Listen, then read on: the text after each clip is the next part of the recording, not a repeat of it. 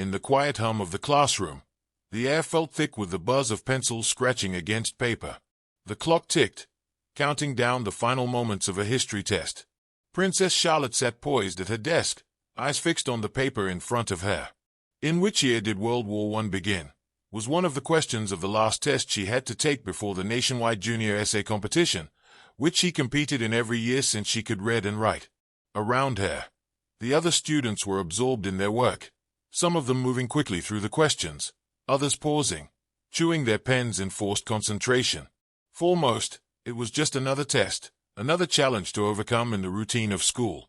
But for Charlotte, this test held more weight than the others. She was well aware that her performance was scrutinized more than anyone else's. Royalty was never allowed to be mediocre. As she read through the possible answers to the first question, her fingers tightened around her pencil. The answer options were listed neatly, but Charlotte's gaze lingered on the first one. It was wrong. The year they'd listed was several years off. Her heart skipped a beat. She quickly scanned the other choices, but they all had the same mistake. Charlotte bit her lip, her mind racing. She knew history. She knew the correct year. She also knew the consequences of letting something like this slide. She shifted in her seat, glancing around at the other students. James Fitzgerald sat a few rows away, scribbling hastily as if eager to finish, his eyes darting over his paper, seemingly oblivious to the discrepancy. Charlotte hesitated. Should she speak up? It would draw attention to her, and she could already feel the weight of her title pressing on her being. Royalty meant being perfect, always. Her hands trembled slightly as she set the pencil down, deciding the right thing had to be done. Raising her hand slowly, she looked toward Mr. Thompson, who was standing by the whiteboard, reviewing his own notes. He glanced over, his expression unreadable. Charlotte's heart beat faster as she waited. "Yes, Charlotte?" Mr. Thompson asked, his voice a mixture of curiosity and mild amusement, clearly surprised by the interruption. "I think there's an error on the test, sir," Charlotte said, trying to keep her voice steady. "The years for World War I are incorrect." The room went quiet. Charlotte felt every pair of eyes on her. Her classmates shifted, some exchanging glances, others freezing in their seats. James raised an eyebrow, visibly annoyed. Mr. Thompson's face went from amusement to a subtle frown. "Are you sure, Charlotte?" he asked, his tone a little dismissive. "Perhaps you're mistaken. We'll review it later." But Charlotte wasn't about to back down. "No, sir. I'm certain the year is wrong." She could feel the tension mounting in the room as she spoke, the quiet murmur of disbelief in the air. It wasn't about the error. It was about her standing up in front of her classmates, correcting her teacher. It was unheard of. "Smarty pants," James added again. "She says the question's wrong," he quipped, though in a whisper. "Hey, like she knows everything." His tone was cold and snarky as always, but Charlotte didn't mind. It wasn't like they ever got along anyways. "And what if she's right, James?" Ellie Parker, Charlotte's friend, countered. "Wouldn't it mean all the other questions could be wrong as well?" "Learn to stay quiet when you are not spoken to," James replied sharply, finally drawing Mr. Thompson's attention. "Quiet." His voice rose high above theirs. "And you, James, mind the words you use in this class." James sunk into his chair. Mr. Thompson's gaze returned to Charlotte. He hesitated, his fingers tapping nervously on his desk. "We'll look into it after class, Charlotte," he said, though there was no conviction in his voice. "Please continue." But Charlotte couldn't just let it go. Her decision had been made. She stood firm, her voice steady as she added, "The correct year is 1914, sir, not 1913, 1924, or any of the other years written here." She met Mr. Thompson's gaze, her heart pounding. He glanced at her for a long moment, then turned his attention to the rest of the class. "All right, everyone," Mr. Thompson said, forcing a smile. "Let's wrap up. We'll review the test afterward." He moved on quickly, but Charlotte could feel the shift in the room. The murmurs began, and though they weren't loud, they were enough to make her feel exposed, even vulnerable. She went back to her paper, trying to focus, but her mind kept racing. Had she made a mistake? Would this cause more trouble? As the class ended and the bell rang, Charlotte gathered her things, trying to ignore the stares from her classmates. James didn't speak to her. but his eyes lingered as he walked out. Charlotte could feel his judgment even in the silence. Outside, the sun shone down over the courtyard, but Charlotte felt none of its warmth. The courtyard, usually a place of peace and escape, now felt like a stage where all eyes were on her. She found a quiet bench in the corner, her hands resting on her lap. She recalled the morning's events, her audacious move made in a moment of quick thinking. It was starting to hit her. Had she done the right thing? Mr. Thompson's reaction was so vague, offering no solace whatsoever. Her actions had felt necessary, but now she wasn't so sure. What if she got in trouble for disrupting the peace? Her parents would be so disappointed. Her thoughts were interrupted by the familiar sound of footsteps.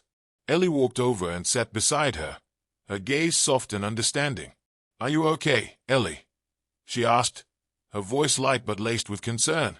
Charlotte sighed, leaning back against the bench. "I don't know, Ellie. I'm not sure I should have said anything. What if they think I'm trying to make a scene? What if they think I'm just showing off?" She looked over at Ellie, her eyes searching for reassurance. Ellie smiled a reassuring grin that always washed Charlotte's doubts and fears away. Ellie was a bright young lass, beautiful and charming.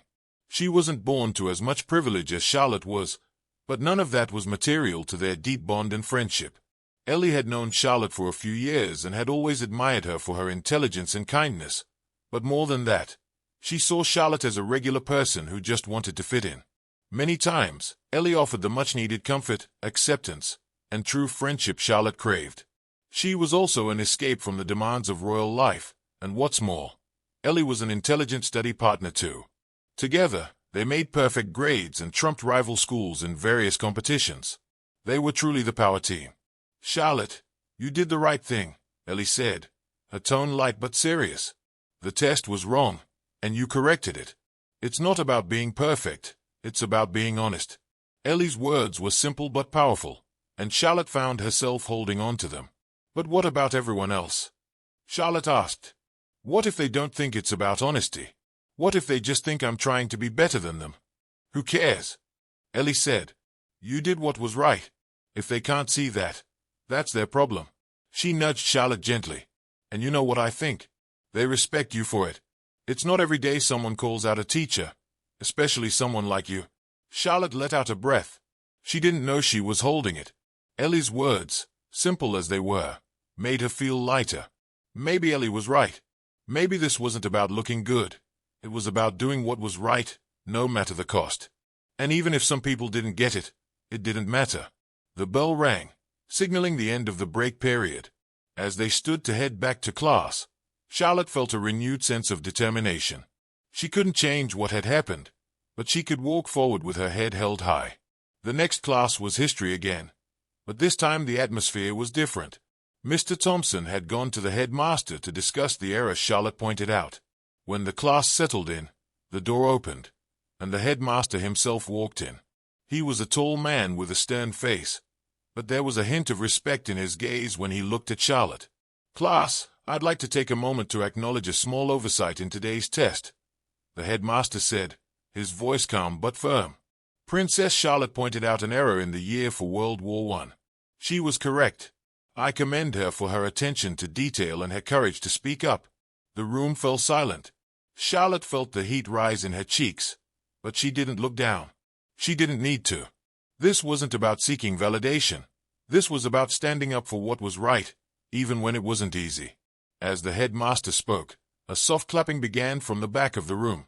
It was tentative at first, but as more students joined in, it grew louder. The applause swelled until the entire class rose to a standing ovation, clapping for her. It wasn't just the correction that they were applauding. It was the courage it took to stand up to challenge the norm, to do the right thing when no one else would. Charlotte stood there, caught between pride and surprise. This wasn't how she had imagined it. She had expected reprimands, perhaps even scorn, but instead, she was receiving something much more valuable, respect. As the clapping died down, Charlotte found herself smiling, the weight of the day lifting. She had done what she believed was right, and in the end, that was all that mattered. The school day came to a close, and Charlotte found herself walking out of the building with Ellie by her side. The day had been full of unexpected twists, but as they approached the gates of the school, Charlotte felt lighter. The storm inside her had passed. She had been honest. She had corrected the test error, and she had received a standing ovation for it. What more could she ask for? Later that evening, back at Kensington Palace, Charlotte sat by the window in her room, the lights of the city twinkling below.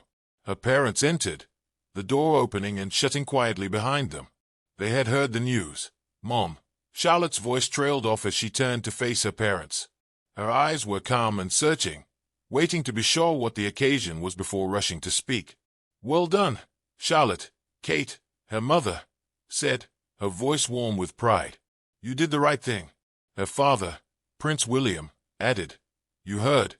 Beaming brightly with pride, of course. William responded in a lofty tone, "I hear everything about you, my little eaglet." Charlotte smiled, her heart swelling with gratitude. It wasn't about the standing ovation or the applause. It was about knowing she had done something good, something important. And for the first time, she felt that her role as a princess meant more than just wearing a crown. It meant standing up for truth and challenging the norms, even when no one expected her to.